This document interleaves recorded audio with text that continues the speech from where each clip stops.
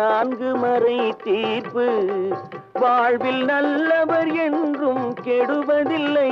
இது நான்கு மறை தீர்ப்பு என்றும் தர்மம் தலை காக்கும், தக்க சமயத்தில் உயிர் காக்கும்.